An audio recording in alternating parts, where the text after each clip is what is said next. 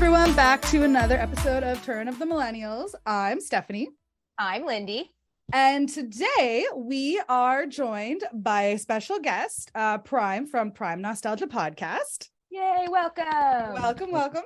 It's me. P-R-I-M. Yes. Back again for a second round. Always good to have friends back. Love it. Love it. Today we are going to be discussing the bigger boy bands. We had previously done the lesser known boy bands from all of the kind of boy bands. The other ones that were from different countries and stuff. But these were the ones that either paved the way for the big boy band eras or just those big boy bands from that era that sold the millions of albums. Yeah, the biggest ones, the most successful ones. The biggest ones. Yeah. The ones that started fights amongst teenage girls. Sold all the crazy merchandise. I love getting in fights with my girlfriends. NSYNC is better. No, Backstreet Boys is better. Loved it. It's true. It's kind of like the original Team Edward, Team, Jacob stuff. It was, were you a Backstreet Boys girl or were you an NSYNC girl? I think it all started almost with like going way back to the Beatles. Who do you like, right? And it trickles all down to like NKOTB. Was it Jordan or Joey, like the Beatles or the Monkees? Into all the other boy bands that we've experienced over the years. And even to this day, we have like One Direction, or well, not anymore, but BTS and all of these still other like boy bands will never really die. They still, I know you don't want to listen to them, but essentially boy bands are always going to be there. Whether it's a huge era or not, there's always going to be some manufactured group of guys that teens are going to swoon over because they're just cute, sexy boys. Yeah. And then they just make good music at the same time. It's an industry that makes a lot of money from teen fans. Yes. Kind of like when you go back to Josie and the Pussycats. Like, right? Exactly. Get your money. And then Prime also from like the male perspective, just loving like having great music from the guys and just like, Yeah, there's a lot of groups. I was like, I think I would want to be a part of that group. Right? A few of them. I totally wanted to be a Spice Girl. I know that's not a boy band, but same idea. Girl band. Yeah. Yep. Or a backup dancer for Britney or like Billie Piper or All Saints. Right? We all dream of, being famous someday through these bands. So do we want to start like from, I guess, our beginning band, or do we just want to join? Like, where do we want to start? Really? Millennial moments first? Yes. Oh, yes. Our millennial moments, actually. Our millennial moments. So, Prime, let's start with you as our guest. What was your millennial moment? Okay, so I'm just gonna start with a movie because I really love this movie, and I still love this movie. I think it's one of the best movies in this genre. But The Incredibles turned 18. Ooh. What? Really? Yes. Oh. See? Yep.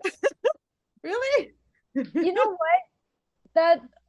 That totally makes a lot of sense because I've been rewatching One Tree Hill, and one of the season I'm on was released in like 2005. And to me, 2005 was still like last decade, but It wasn't. Like it's nearly 20 years ago. I was watching Just Friends because I was like, it's November 1st. I'm going to start watching my Christmas movies. And it's like the lesser of the Christmas movies because it's a comedy. And yeah, same thing. Like I think it was 2006 or something, 2005 it came out. And I'm just like, I think like the fashions are wearing. I think back and I'm like, it's like nothing. That seems normal to me. And then you're like, oh, that's almost 20 years ago. It hurts. Yeah, like I don't even remember where I was 18 years ago.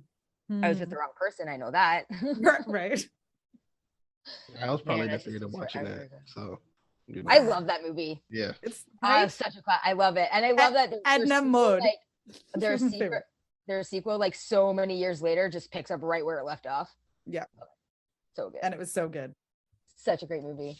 And when I went to California in 2018, the Incredicoaster that they have for the Incredibles, awesome. I was very pleased by it. There's like two good hills that are like covered, and you have like little shows that go on through them, and it was good. It was good. I mean, everybody knows where's my super suit. Where's my super suit? Why do you need to know? No capes. I love it. Yeah, love her. Such a good show. So Steph, what made you feel old this week? So again, just kind of, in general in life. So getting to like in class, we were, getting to know new people and things like that. And so like the more I'm in class and school and stuff, you get to, talk with certain people and get to know them. And then like, it was just the thought of like when we were in school, when you got a friend's number, you like wrote it on the back of your hand versus putting it in your phone. And I was just like, man, I remember like, I don't, because I miss the day, those old school days of where you used to, and then you'd come home and you'd have maybe like 4 or 5 numbers just written all over your arm, put them down in your like address book when you got home and saved them, or your planner, right? Exactly, Lindy, exactly. So I have my planner sitting here for my last 3 years of high school. Right, exactly. Mine, I think, are in a box in the closet over there, but so that was something that I was just like, man, you just kind of, I was like, we don't do that anymore. And then another thing in class was also, I was talking to my teacher about how when we were doing manicures, like I was like, oh, my finger divots in here. And she's like, yeah, everyone has that. It's your writing callus. And I was like, do younger generations have that? Because they don't write and press for hours on it. And so I was looking at one of the 18-year-old's hands and I was like, it's a little, but not like what we have where it's like a divot into our fingers. I feel like the entire younger generation is all going to have carpal tunnel eventually in their life. All of them. Yes. From either this or doing this so much. Like repetitive strain. Absolutely. Yeah, that's why I use talk to text a lot. Save my thumbs. Right. And it's easier and faster. So that was kind of my millennial moment.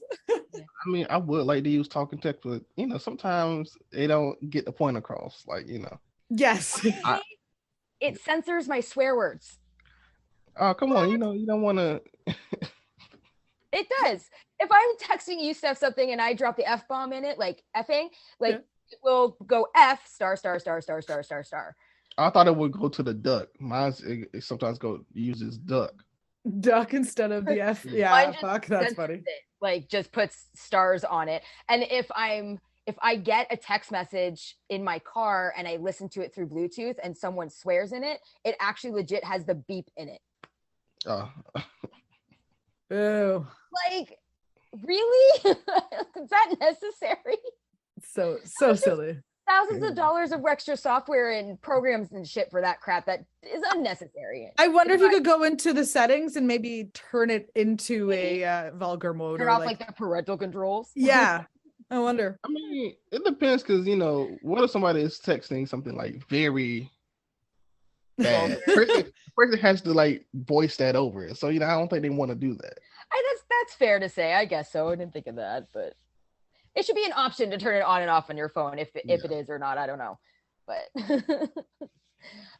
so Lindy, yours this week.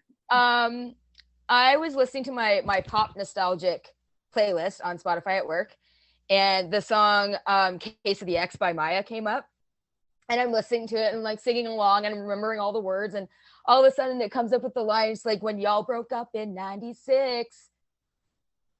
I was 13 years old when 96 came around, and that's how old this song is. That just, I'm like, no, that can't be. Like, no. And a lot of these bands kind of sort of started in that 96 era, as like the boy bands we talked about started in like 96. And it's just what? Like it's I honestly thought Maya came out like after Backstreet Boys and NSYNC, but obviously not. I was wrong. No. Well, you got to think she was the girl in Ghetto Superstar, which was like 97 or something like that, I think. Yeah. So, yep. And speaking of music, the song 1985 is an entire millennial moment just on its own. Just thought I'd throw that out there. Right. Absolutely. All right.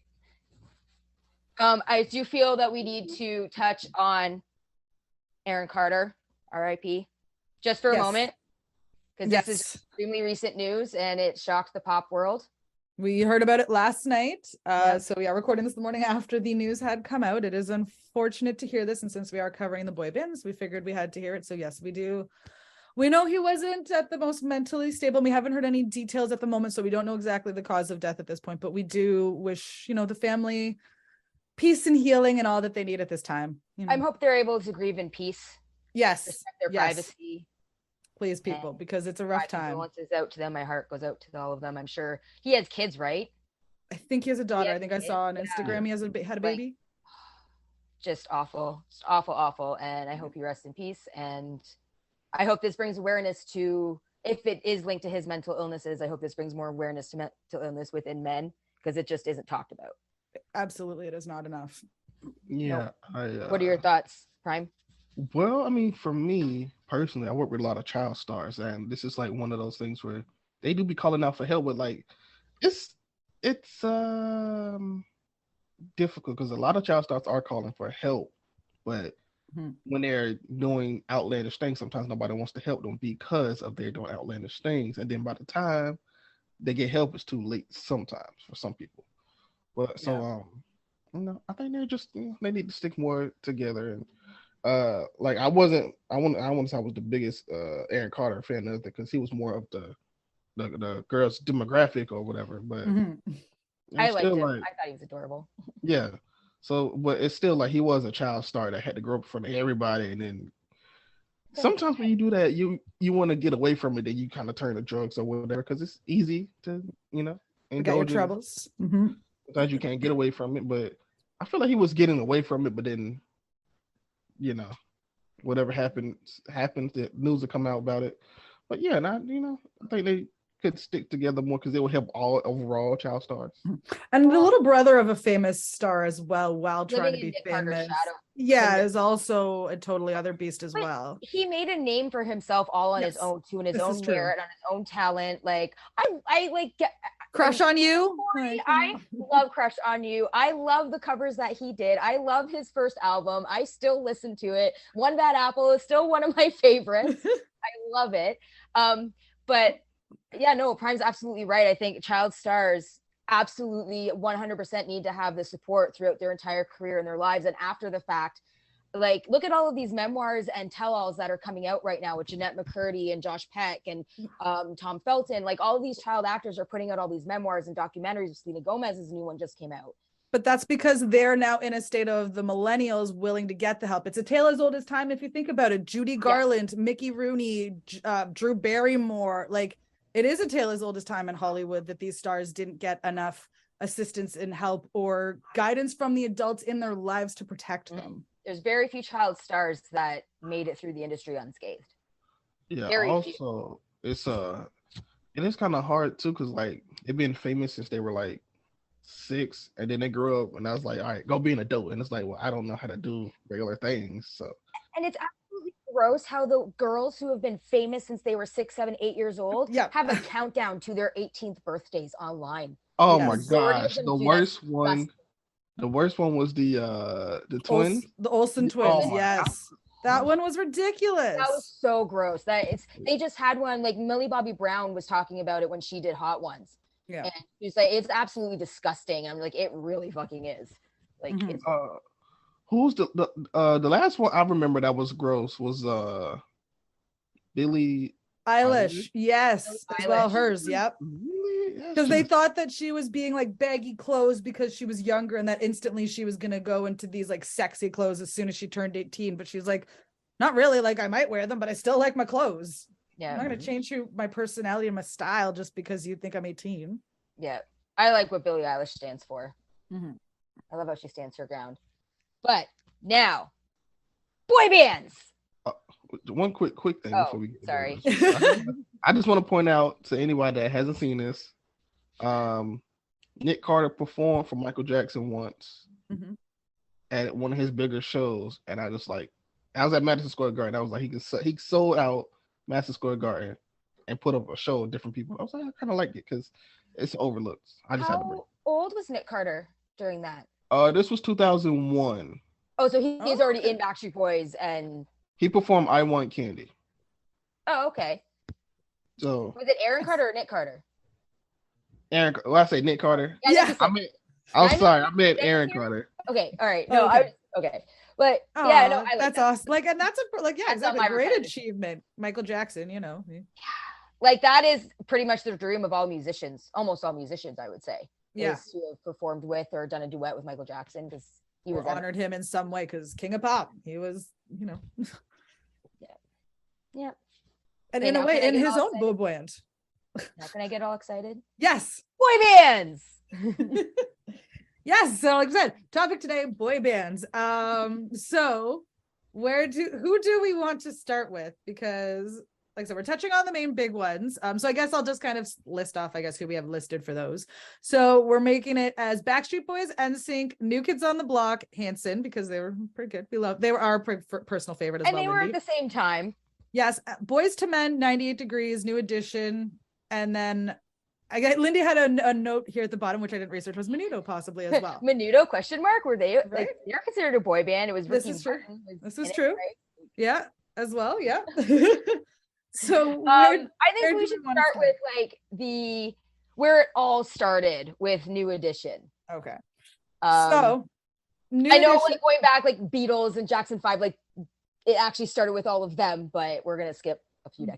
But there is a lot of connection between New Edition and with like New Kids on the Block, because Maurice Starr actually who had helped responsible for New Edition, actually kind of founded and formed New Kids on the Block, and they found that they were very much one of their influences at the time. Boys to Men found New Edition as one of their influences. They actually renamed their one of their names. Boys to Men is one of the New Edition songs. So they're kind of, I guess, the formation of the late or that 90s era boy bands, I guess.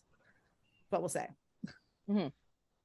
So where is my notes on that one? Sorry. They were formed in 1978.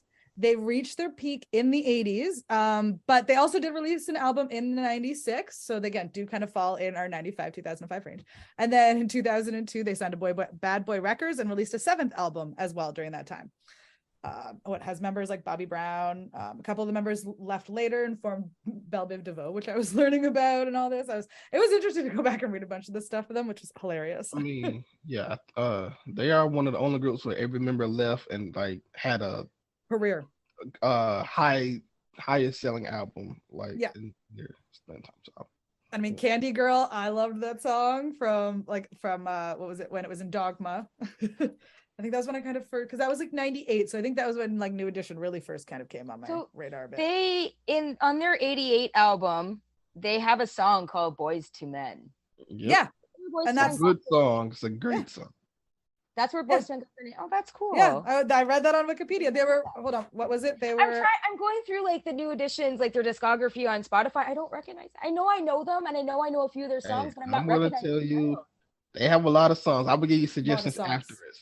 Yeah, if you want, but because they have they have a lot of different eras, but they have two main eras when they were like 11 and 12, and then when they were like 18, 19, 20s, the early 20s. So I feel like if I hear the songs, I'll probably know them. I just don't know them by their names. Yeah, you'll probably know them, or you'll probably think that it's probably a Jackson song, because at times or like Jackson or a Boys to Men song, possibly. You may have gotten them confused or something like that. But Boys to Men was their original name was Unique Attraction, and then they changed it to Boys to Men off of the New Edition song. That's cool. I found that in my findings. But yeah, I was saying, do you remember in Dogma, Lindy, Candy Girl, when what's her face is? Yeah, Selma Hayek. That's New Edition. That song. Oh yeah, okay. So but but Candy Girl's not an original by them. That was a cover. No, it's an original. It's original by them. Original? Yeah. Mm-hmm. Yeah. Maybe I thought that was Jackson 5, so you would be no. The lead singer at times does sound like Michael Jackson when he's singing and he's younger. So yeah, so you may know some of the songs. Yeah. Well, all right then. Because I do remember, like, I do have memories of my childhood, like my sister listening to New Edition, I liking the songs, but I was still so young then. Like I was 1983, right? So yeah, they were definitely formed in 78 and popularity in the 80s. So yeah, we were still new, but like I said, in 96 they did kind of come out again. I remember that. Bobby Brown went dropped like 5. They probably dropped like 4, 5, or 6 albums in the 80s alone. So I just had their discography up, and I just because it said that 96 Home Again was the 6th album, and 2002 was their 7th album. So yeah, they had 5 albums through the 90s, through the 80s. Like basically 84 expanded edition, 85 expanded edition, 1986, 1988, another expanded edition 88, and then 96 and a 2005. Yeah, that's what's on Spotify anyway. If there's some missing, I don't know. I think Spotify is mostly. They got Candy Girl. They got New Edition is the name of it. Count Me Out, I believe is the name of the album. All for Love was the 85. All for Love. Yes, All for Yeah. Love is 86 or Five. 85. That's what Spotify says anyway. They got a Christmas album. And then they Is got that Heartbreak. Home Again? Home Again is 96. Because I don't think their Christmas album's on here. I don't see it.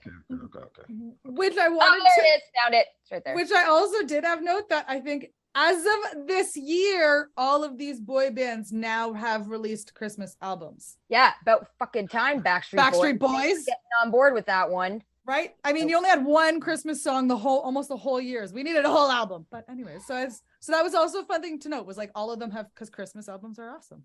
Not that I was an uber Backstreet Boy fan or anything, but I was just like, come on, guys, seriously. Like everybody else is doing it. Just do it. Peer pressure. Come on. Right? Okay, moving on. So they were founded. So like I said, they were kind of like the Backstreet Boys. They were actually founded in Boston by Maurice Starr. Who went on was their big break. Bobby Brown obviously had gone on, done his own. He departed it like that. So mid 80s looked to like the late 80s was kind of where they seemed to have gone their separate ways for a little bit and tried their own careers. Bobby Brown had a couple hits, didn't he? Yeah, My Prerogative and stuff like that. Oh, right, yeah. Excuse me? A couple? Right? Dude, I was literally straight up teeny bopper. If it wasn't NSYNC, Backstreet Boys, I wasn't listening to it. I did not care for it. There was Humping Around, which was on one of the Dance Mix albums. I think I know that. 93, I think. Humping Around was 93, but his Gene album was But 80. like with New Edition, I may know some songs, but didn't know that they're Bobby Brown. Yeah. Like I know a lot of songs from my childhood, but I don't know the artists or what they're called. Like I just Do you know Belle Biv DeVoe though? Yeah, I know who that is. Okay, because that's the members of these guys. I couldn't name a song as well. Poison. The main girl. That girl is poison. Oh, yep. Okay. Yep. See, Linda just doesn't know the background to everything. She knows all the songs, yes. It's all our retro nights. That's what it is, Lindy. I guess so. Well, and it was just being a teenager in the 90s and hearing these songs on the radio and like the mix albums that came out, like Pop Dance and volume mixes and yeah. and all those. For me and Danielle, it was because we were dance kids in from 88 to 94. So obviously we heard lots of different kinds of music. I could probably tell you the first time I ever heard Motown Philly was probably on that episode of Full House.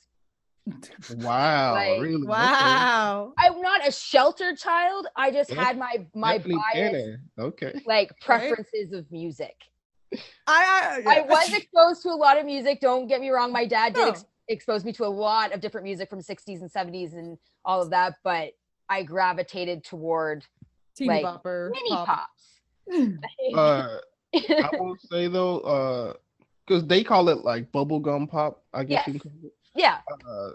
They had a bubblegum pop phase, and then they was like, all right, I want to sing different stuff now. Then they went into different styles. And so I can get that. So they was like, we don't want to just do one style, want to be different. So I can understand it. It's like when NSYNC started rapping. Okay, we didn't need that, but just saying. Right? They tried. They tried. It didn't say it was good. Anyway. And then they went their separate ways in the 90s. They did come back again. And actually they are still kind of together to this day. I was seeing some stuff where I think they were touring with the Backstreet Boys for a bit. I think it was. No. Or Boys to Men, I think they were hold on. There was one that they were you talking about recently or like a few years ago? Recently was Jodeci. It was who? Jodeci. Oh, okay. They performed Medley of the Hits alongside Backstreet Boys at the American Music Awards. Maybe that's what it was. Oh, no. New Kids. Sorry. Okay. Oh, so okay, New Kids. Yes. Okay. So them and New Kids were touring together recently. Yes. So yeah, they're still around, still doing their thing, which, hey, that's pretty cool. I do love that a lot of these bands, except for my favorite, NSYNC, have come back together for reunions and are still kind of touring and stuff like that nowadays. I love that about most of these boy bands. Yeah, but is NSYNC's not doing that though? That's what I said. The one that I love the most is not doing it. Yeah, it's because Justin doesn't want to. I don't care. Do it. The closest that you would probably get to an NSYNC reunion at the moment is the after party. I don't know if y'all know what that is. I think Nick Carter, Joey Fatone, Kirkpatrick, Chris Kirkpatrick, and other members of different groups get together and like just sing different songs. Yeah, I know. I saw a video of them like a year, like maybe during COVID or just before COVID, of a couple of the Backstreet Boys and NSYNC guys singing the songs together in a melody on YouTube or something like that. Yeah, so yeah, they do that from time to time. They're like, okay, we're gonna get like 3 or 4 members of different groups, and we're gonna sing each other's songs, and we're just gonna have a good time for like 3 or 4 days. Is that on a streaming service or anything, or? I mean, you can just go to YouTube. It's on YouTube? Okay. That sounds interesting and fun. Yeah, pretty sure YouTube's got a lot of check that out. That totally sounds right up my alley. Right? My pop idols and watching them live? Yeah. Absolutely, I will. Right? So I guess next we'll head over to Boyz II Men. I guess they're kind of next in our lineup of in timeline, I guess. Wouldn't New Kids be next in timeline? They're kind of a New Kids were like 85, 86. Boyz II Men formed in 85. New Kids on 84. So they're just about right around the same time. So which one do y'all want to do? I would say New Kids, because New Kids instantly kind of became famous when they reformed, and Boyz II Men, they didn't get famous until like 5 years after. That's true. They're like, that's what I'd say, when they shot to fame. And plus, the guy that created New Edition went on to create New Kids because of New Edition. So it's a good segue. All right. So formed in 84 by the same man, Maurice Starr. He was actually looking for a white counterpart act and originally marketed them to Black audiences. They did come to prominence, like I said, the late 80s and early 90s. I have a quick thing for you. Yep. If you don't have this. Yes. There was initially a member of the group who started singing and dancing. He was like, I can't do this. And he left. Yes. Obviously. That's Mark Wahlberg. But I just think that's interesting. He's like, yeah, I can't sing and dance. And then he went to go. But then he does it later on. Sing and dance later on. He yes. raps and dances later on. Yes. There was, I noticed that like there was a couple of different guys that had come and gone before they came to the final 5 guys. There was 1 or 2 guys that had come and gone. Many actually say they paved the way for, like I said, the late 90s boy band era. Many found that some of them followed this, I guess Lou Pearlman sort of followed this map plan, I guess, for his boy bands. Mm-hmm. Some funny things I found about them was they had they had an official fan club of 200,000 members. They had a 1-900 number that you could call. Yep. And I guess they would just give boy band facts or something like that. Like the Corey phone number that Lisa calls in the episode of The Simpsons and just stays on for all night. Mm-hmm. Yep. And 1-900 numbers, there's a millennial moment for you. 1-900 numbers were the pay lines, guys. The lines you had to pay to call, and $3.99 a minute or something like that. Internet, where you couldn't follow their daily lives on fucking Instagram and TikTok and shit. Yeah. They had a string of merchandise, dolls, sleeping bags, lunch boxes, comic books. They had a Saturday morning cartoon. They kind of had disbanded by about 94, 95. They released a Christmas album in 89 called Merry Merry Christmas, which I had the cassette forever, and I still love. Funky Funky Christmas is my favorite song on the whole album. They had a reunion in 2008, and they've been together ever since, like we said, and recently performing with New Edition. Fun tidbit, I went to their very first concert back after their 15-year hiatus. I was at their very first show in Toronto. Because it started in Toronto. Yeah, the tour started in Toronto. At that very first show, and it was probably other than getting married, that was the most exciting day of my fucking life. It was a dream come true. It was just a fantastic fucking show. So good. Me and my sister saw them at Canada's Wonderland when they were opening for Tiffany, because we were there to see Tiffany. We didn't really know who New Kids on the Block were. But we were there to see Tiffany, or she was opening for them or whatever. So we went to see Tiffany, and they were there as well. When when Canada's Wonderland still had musical performances. Yeah, the theater's still there, but they don't do concerts there anymore. No. I remember being really upset when I was 7. My mom and my aunt took my 2 older sisters and my cousin to the show in Toronto. and I didn't get to go. I threw a fucking tantrum. I threw an absolute fit. So I had to wait until fucking 2008 or 9 or whatever to see them. But it was great. Right. Worth the wait. I don't think I would have appreciated it as much as I did when I was 7. Yeah, probably not. Yeah. So, any memories for you from New Kids? Were you a New Kids fan? Me? Well, okay. I will say I didn't become a New Kids fan until like a couple of years ago when I had a show and I had to do something for this show. So other than that, I probably haven't listened to them as much. And then after that show, the show was good. I was like, oh, maybe I need to I need to listen to New Kids. And then I listened to them.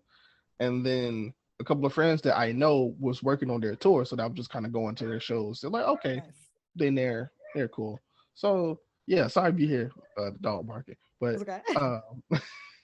but yeah, no, they have a good show. The show is what drew me into their music. Because I wasn't, not to say I wasn't listening, but I was like listening to other things, and then I was like, oh, okay, nice. Sometimes that's also a good way to, like, I've seen some bands like open for someone else, and you're like, I never would have considered them, but now I want to. So sometimes seeing a live show, like live music, does bring you to a band sometimes, because you're just like, ooh, what else am I missing? I mean, like, they are entertainers. Like, their shows are phenomenal. Like, I will tell you the moment at when they did a thing with New Edition and they did Hanging Tough, and they said, everybody, come on, do this. And the whole crowd was like waiting on the wait. I was like, oh, they must like this song. Okay. So, yeah. Oh, yeah. That's so good. Oh, it's so good. Yeah. I need to go to a concert again. This is when they haven't seen them recently. Like I said, last time I saw them, I think was in 80 or whatever. I wouldn't mind seeing them again. That would be kind of fun. I did see Backstreet Boys again this year. 25 years it took me. I will say they do have a good show. This is part where John has this one solo, and it's just him, and I'm like, he has a little shirt. He's like, all right, I'm gonna show my 12-pack or whatever, and he's just there, just singing. This is Jonathan, which is the one who had stage fright forever. It's probably Jordan. Sorry, it's probably Jordan. Okay, because they're brothers, they look alike. It's fine. Right. Which the one that sings lead? I want to be rude about it. Jordan. I think, okay. Yeah. Jordan and Joey I get Jordan and John named confused because they're brothers. So again, they look alike too. So we don't blame you. But yeah, he does this one solo, and he just like 12-pack, and then I'm like, oh, okay, all right, cool. Did you count them? Was there really 12? It probably was 6 or 8, but. And I mean, if you think about when he had a solo career and the song was Give It To You, like, it doesn't seem too out of whack to have a 12-pack and trying to like flash it off in the concert. We're not even going to talk about that song. That's an awful fucking. Oh yeah. So yes, when Backstreet Boys or New Kids on the Block they did have a hiatus for a bit, and then late 90s they did try to do, Joey and Jordan did try to branch out for their own solo careers, which Joey was semi-successsul for a he had this Stay the Same song. Jordan Knight had like an album or two, but he did have a song called Give It To You, which was a little risque. In hindsight, it's an awful song. The song I was talking about where he gets showed 6 is called Baby I Believe in You. Okay. So I don't know if y'all know it. Okay, I don't really know. Not sure if I remember that one. It sounds familiar. I don't think it was one of their top singles. I don't even think it was a single. I think it was just one of their songs in their albums that they sing at concerts. Right. It's possible. Anyway. So yeah, I feel like I said, the Christmas album, I still always love it because it's the funky Christmas. Because he said, hey, I said what? He said you, I said what? You left the fireplace burning and I burnt my butt. It was my favorite part of the whole entire song. It was great. And I still love that song. That Christmas album is like, that's my list. It's a staple to like my Christmas season, this album. Because like I said, 89 it came out. So I've been listening to it since I was like 4 years old. Yep. Knee high to a buzz eye. I guess now we should head on over to the Boys to Men since they were 85. So wait, who were you in love with in New Kids on the Block? Who was your person? Joey. Oh, me too. I was always a Joey. I should have got that out, but I have a Property of Joey McIntyre t-shirt that I got at the concert. Aaron hates it. I think my sister was Jordan, and I believe my cousin might have been Jonathan. I remember there was like all three of we all like different people. Everybody loves Donnie, so I thought Donnie would have been a choice. My oldest sister was Jordan, and my middle sister was Danny. Oh, yeah, because Danny always seemed like a one that most people didn't for some reason. Maybe because I was just so young. Do either of you guys remember like the New Kids on the Block TV special? I think it was on Much Music, and the only thing that I can remember from it was like a concert they did at like I think Disneyland or Universal Studios, and in between they had like dream sequences, and the only one I can remember was where Danny played a lifeguard. Do either of you remember that? That might be like something I might have made up, but I'm positive my dad taped it and I watched it 100 million times. I mean, that could be the case with, I don't know if that's on YouTube. I can see, let you know. But I swear, like, it's something, like, it had to be, it was like New Kids on the Block, like Dream Weekend, or like, I'm pretty sure Dream was in the title of like this New Kids special. Apparently, it doesn't, I don't know, there was some pay-per-view special that broke records, it says here. Oh, yeah, it wouldn't have been that because my dad wouldn't spring for pay-per-view. I don't know. Yeah, I don't know. I can't find it at the moment. But I will say, New Kids, I would say New Kids did it right as far as their group because yeah. Like we was talking about New Edition earlier. New Edition didn't have all of the same things that New Kids had. And New Kids had lunch boxes, TV specials, book bags, all that kind of stuff. And I guess the first time around, Maurice Starr wasn't interested in that or whatever. So the second time, he was like, okay, I'm going to do it differently. And New Kids got their money. Let's say New Edition didn't. I think it said like $400 million on merchandising they got, or that was made or something.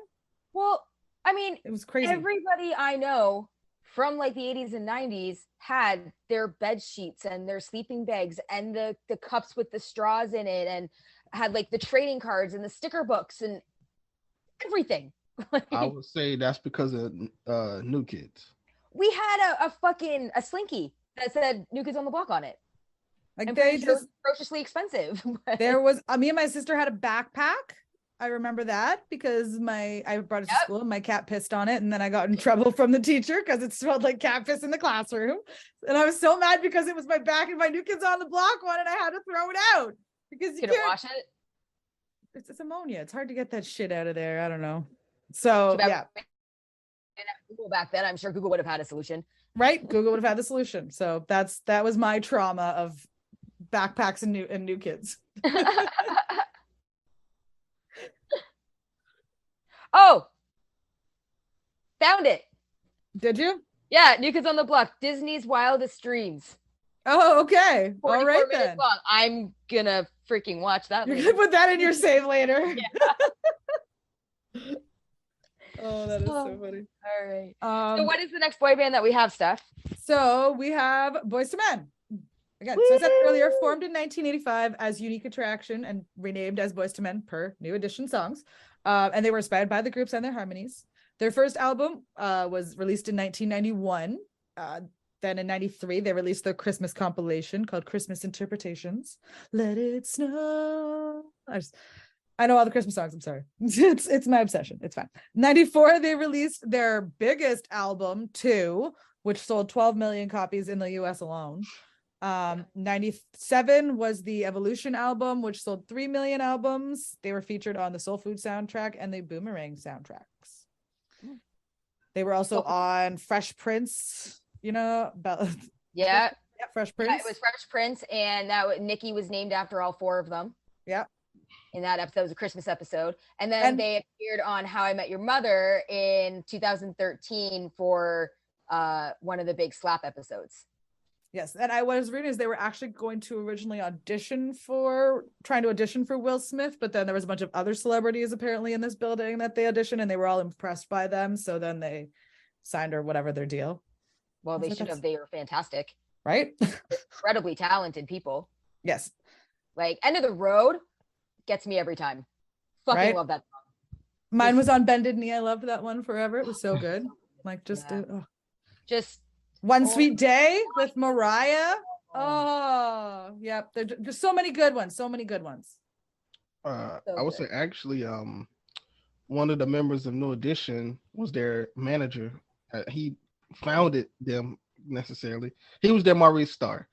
Yes. He cool. founded them, and then he was at Motown, and then he took them. He had another group with him, and then he had his own record label and started, and then added Boyz II Men to that. So it's like, okay, it's kind of cool connections.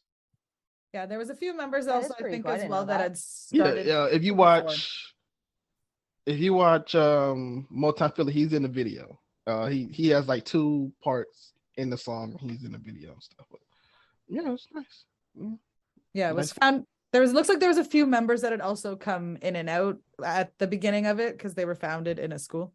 All my connections going out. Yeah, no, they were in high school singing, and then when they took it seriously, it was only those 4, and then now it's 3. But yeah, yes. And then what was it? A little bit later on, like at Boyz II Men's like peak popularity, fucking All for One came out to try to like rival them.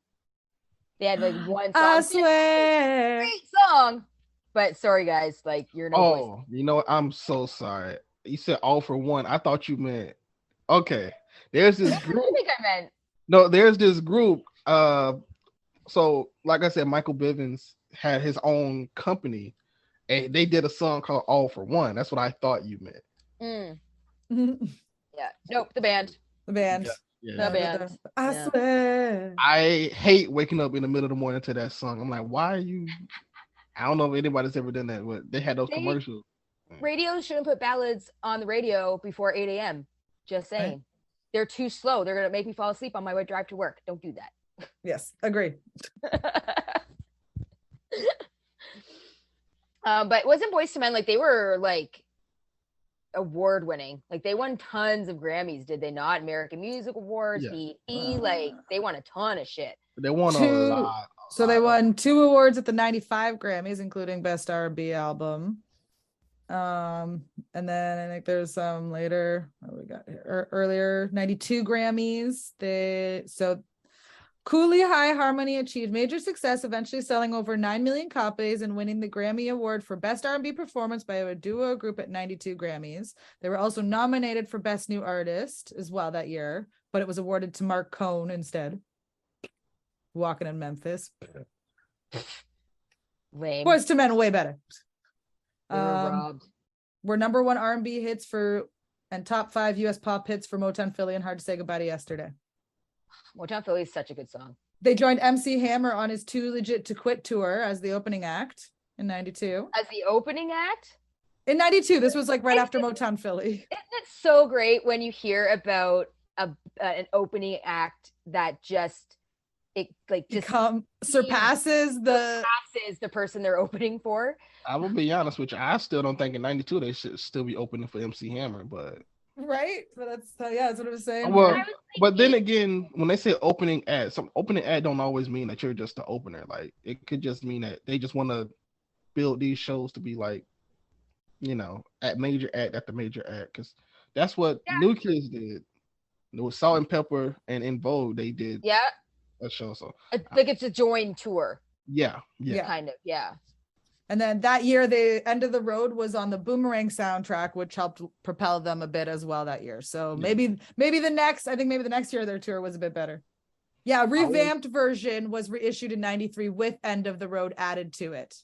I was about to say, it wasn't even initially on their soundtrack. You know, they weren't even supposed to do the song in the first place. All right. They weren't supposed to do the song, and then you said it was on Boomerang, right? Yeah, Boomerang. Yeah, and Boomerang. They was like, hey, so like, are we gonna get this song or not? And then I guess the heads didn't want that song to be out, and then Michael Bivins was like, you know what, we'll just ask for forgiveness later, and then dropped the song, and it became a big hit. And it was like, did you guys submit a song to some movie called Boomerang? And it was like, yes. All right, keep it up. And then that was kind of it. So, but they didn't really have to ask for forgiveness.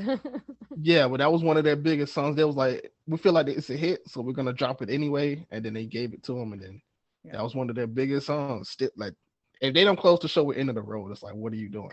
Yeah. The next Funny one how I things believe work was out. I'll Make Love to You, because it was said.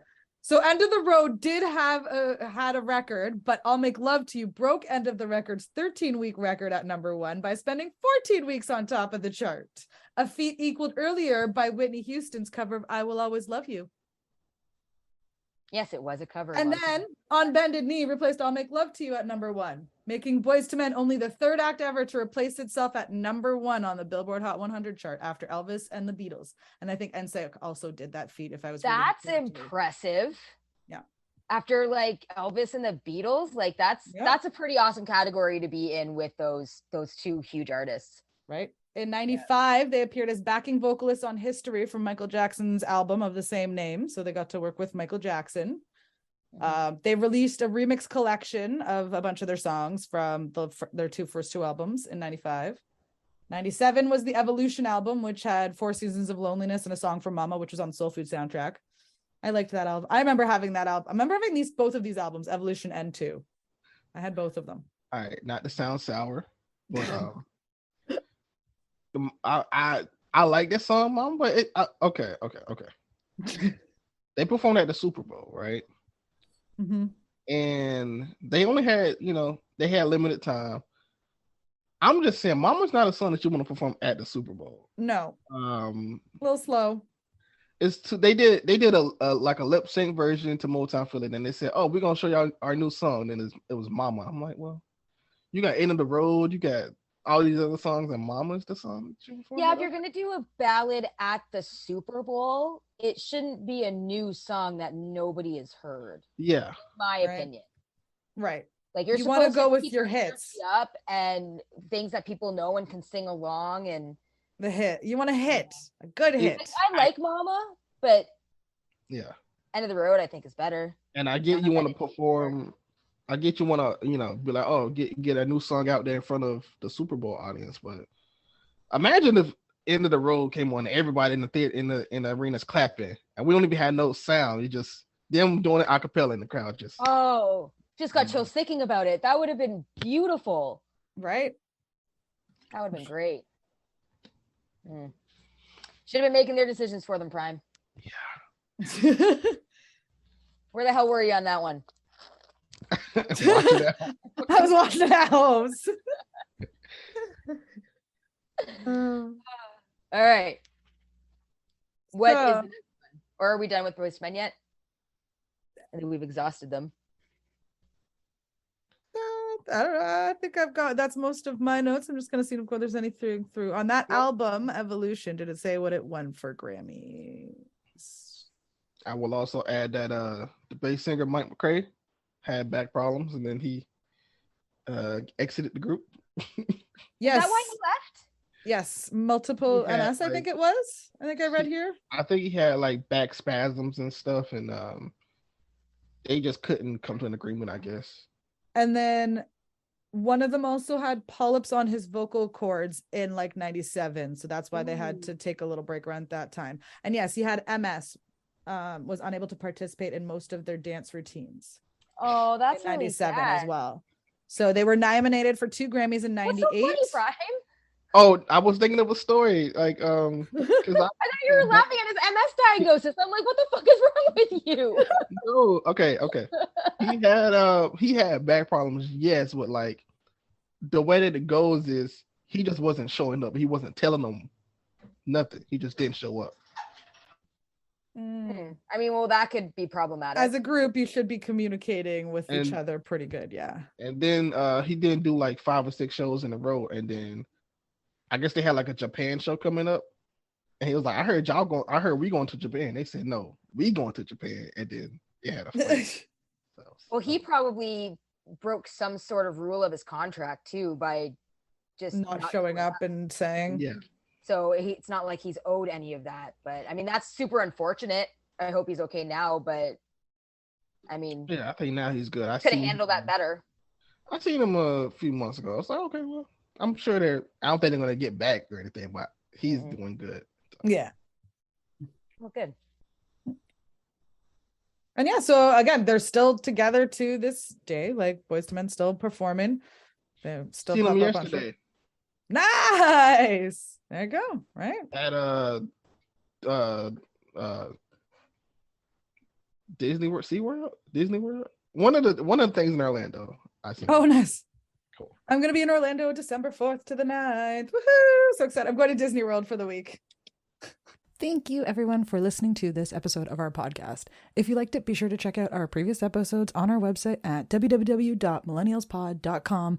And also, you can check them out on Spotify, Anchor, Google, or Apple Podcasts. While you're there, hit the follow and subscribe buttons so you can stay up to date on all of our latest episodes. Also, you can follow us on all of the socials, Instagram, TikTok, Twitter, at Turn of the Millennials Pod, and like us on Facebook to leave a comment and a review. We greatly appreciate it. We will see you next episode.